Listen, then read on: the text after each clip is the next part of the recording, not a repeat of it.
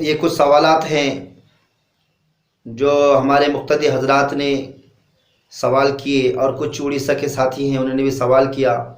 میں نے ان کو انفرادی طور پر تو جواب دے دیا، لیکن میں نے چاہا کہ اس کو اکٹھا کیا جائے اور اکٹھا کر کے ان کے جوابات دیے جائیں اور اس کو یوٹیوب میں ڈالا جائے، تو انشاءاللہ سامعین کو بڑا فائدہ ہوگا، سامعین و ناظرین کو فائدہ ضرور ہوگا۔ اس لیے میں ان سوالات کے جوابات دینے سے پہلے آپ تمام حضرات سے میں درخواست کرتا ہوں کہ آپ یوٹیوب چینل عمر میڈیا یوٹیوب چینل کو اب تک اگر سبسکرائب نہیں کیے ہیں تو سبسکرائب کر لے، تاکہ آپ کو یہ نادر اور اہم مسائل آپ تک بآسانی پہنچ سکے۔ تو اب میں اصل مقصد کی طرف چلتا ہوں۔ سب سے پہلا سوال ہے کہ جنابت کی حالت میں بال اور ناخن کا کاٹنا۔ دیکھیے، بال اور ناخن کا کاٹنا جنابت کی حالت میں فقہا نے فرمایا کہ جائز تو ہے، لیکن مکروہ کہا گیا، لیکن مکروہ تنزیہی ہے۔ اس لیے بہتر یہ ہے کہ جنابت کی حالت میں، یعنی جب بدن ناپاک ہو، ہم بستری کے بعد یا احتلام کے بعد جب بدن ناپاک ہو تو اس وقت بال اور ناخن نہ کاٹے، مکروہ تنزیہی کہا گیا ہے۔ اور دوسرا سوال ہے کہ جنابت کی حالت میں عورت کا بچوں کو دودھ پلانا۔ حالت جنابت میں عورت کا بچوں کو دودھ پلانا بالکل درست ہے، جائز ہے، اس میں کوئی حرج نہیں ہے۔ اور تیسرا سوال ہے کہ حالت جنابت میں قرآن کریم کی آیت کو موبائل یا کمپیوٹر پر لکھنا۔ دیکھیے، یہ بہت اہم سوال ہے، بہت اچھا سوال ہے۔ جنابت کی حالت میں، ناپاکی کی حالت میں قرآن مقدس کی آیت کو موبائل میں ہو یا کمپیوٹر میں ہو ٹائپ کرنا، لکھنا کیسا ہے؟ اس کے بارے میں فرمایا کہ ناپاکی کی حالت میں، جنابت کی حالت میں قرآن مقدس کی آیت کو کمپیوٹر میں یا موبائل میں ٹائپ کرنا، لکھنا بھی مکروہ ہے۔ اور جو فیکس ہو کر یا کمپیوٹر سے جو کاغذ نکالتے ہیں، اگر اس میں قرآن کی آیت لکھی ہوئی ہو تو اس کو چھونا جائز نہیں ہے۔ اس لیے بہتر یہ ہے کہ مکمل طہارت میں لکھا جائے قرآن کی آیتوں کو۔ اور چوتھا سوال ہے جو اڑیسہ کے ایک ساتھی نے کیے ہیں کہ 4 رکعت والی سنت نماز میں قاعدہ اولیٰ میں درود شریف پڑھنا۔ یہ بہت اہم سوال ہے۔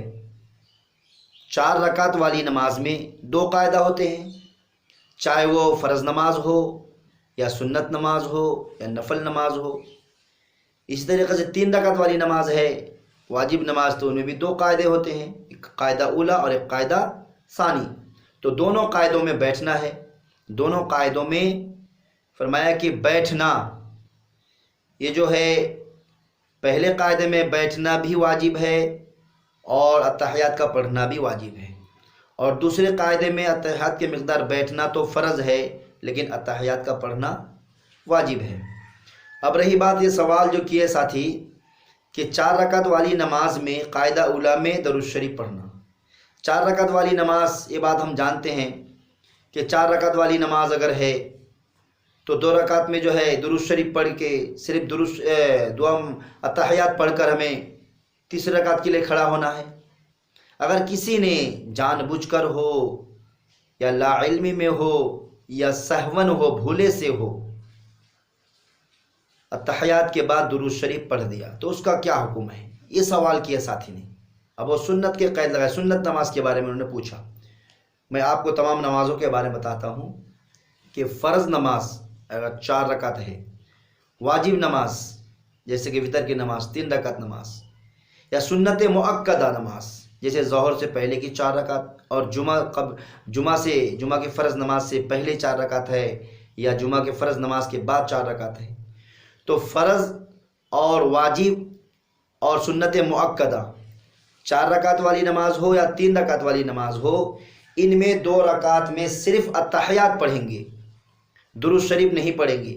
اگر کوئی شخص سہون ہو یا عمدن ہو، جان بوجھ کر ہو یا بھولے سے ہو، درود شریف پڑھ دے، اللہم صلی علی محمد تک یا اس سے زیادہ پڑھ دے تو سجدہ سہو کرنا واجب ہے۔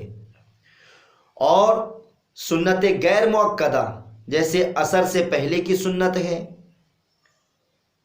اور اسی طریقے سے نفل نماز، سنت غیر مؤکدہ اور نفل نماز اگر کوئی 4 رکعت پڑھ رہا ہے ایک سلام سے، تو ان کے لیے جو ہے جائز ہے کہ وہ ہر 2 رکعت میں اتحیات، درود شریف اور دعا معصورہ بھی پڑھے، بلکہ فقہاء نے تو اس کو افضل اور مستحب بہتر کہا ہے۔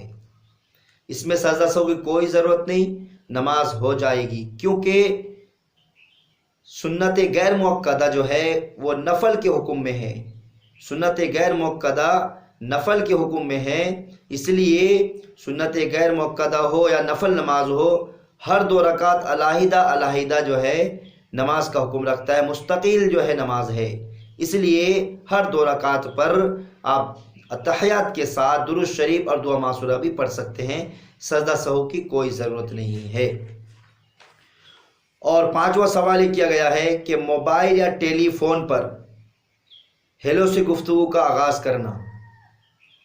دیکھیے اللہ کے نبی صلی اللہ علیہ وسلم نے فرمایا السلام قبل الکلام، بات کرنے سے پہلے سلام کرو۔ اس لیے چاہے وہ موبائل کے ذریعے سے بات شروع کرے یا بغیر موبائل کے کرے، تو سب سے پہلے جو ہے سلام کرنا ہے اور اس کے بعد کلام کرنا ہے۔ یہاں تک فرمایا گیا کہ اگر کوئی سلام سے پہلے بات کرنا شروع کر دے تو ان کی باتوں کا جواب تک نہ دیا جائے۔ اس لیے سنت تو یہی ہے کہ پہلے سلام کیا جائے، اس کے بعد میں کلام کیا جائے۔